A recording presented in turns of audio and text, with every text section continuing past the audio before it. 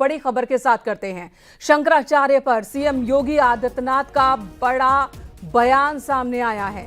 सन्यासी के लिए धर्म और राष्ट्र से बढ़कर कुछ नहीं है। सीएम योगी ने यह बात कही। सन्यासी की व्यक्तिगत संपत्ति नहीं होती। धर्म की आड़ में साजिश की जा रही है। सनातन को कमजोर करने की साजिश हो रही है। बहुत से कालनेमी हैं जो सनातन को बदनाम कर रहे हैं। सनातन को कमजोर करने वालों से सावधान रहने की जरूरत है।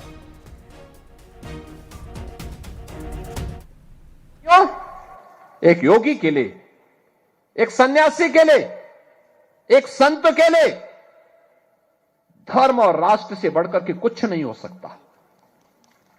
यही उसके जीवन का ध्येय होना चाहिए। उसकी व्यक्तिगत प्रॉपर्टी कुछ नहीं होती। धर्म ही उसकी प्रॉपर्टी है। राष्ट्र ही उसका स्वाभिमान है। अगर कोई राष्ट्रीय स्वाभिमान को चुनौती देता है तो हमें खुल करके उसके सामने आकर के खड़ा हो जाना चाहिए। उसकी चुनौती का मुकाबला करने के लिए खड़ा होना चाहिए। कोई धर्म के खिलाफ आचरण करता है, क्योंकि ऐसे तमाम कालनेमी होंगे जो धर्म की आड़ में सनातन धर्म को कमजोर करने की साजिश रच रहे होंगे। हमें उनसे सावधान होना होगा, उनसे सतर्क रहना होगा।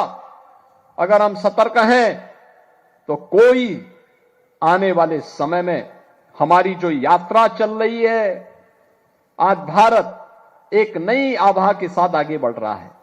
देख रहे हैं ना, दुनिया में जब हलचल है, अराजकता है, अव्यवस्था है, लोग लड़ रहे हैं आपस में, तब भारत एक शानदार यात्रा के साथ आगे बढ़ रहा है। आप सोचो, इस शानदार यात्रा नहीं होती तो प्रयागराज में मौनी अमावस्या के दिन मात्र माघ मेला है, कुंभ नहीं है। कल यानी 18 जनवरी को मौनी अमावस्या के दिन 4.5 करोड़ श्रद्धालु वहां आकर के संगम में आस्था की डुबकी लगाया। 4.5 करोड़।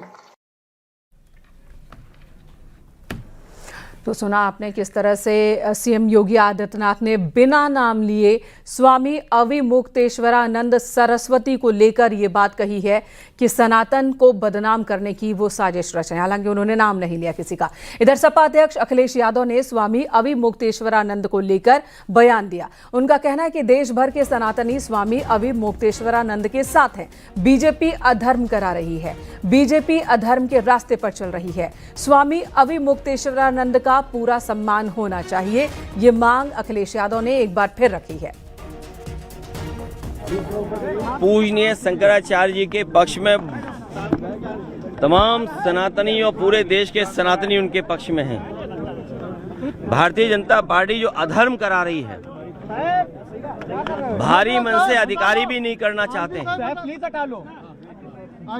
जो अधिकारी नोटिस भेज रहे हैं या उन्हें स्नान करने से जिन अधिकारियों ने रोका है, वो इस पाप का भागीदार नहीं होना चाहते हैं। मनी मन वो दुखी हैं और वो महसूस कर रहे हैं कि हमें दबाव में ये काम करना पड़ रहा है। ये अधर्म के रास्ते पर भारतीय जनता पार्टी चल रही है। पूजनीय शंकराचार्य जी का पूरा सम्मान होना चाहिए।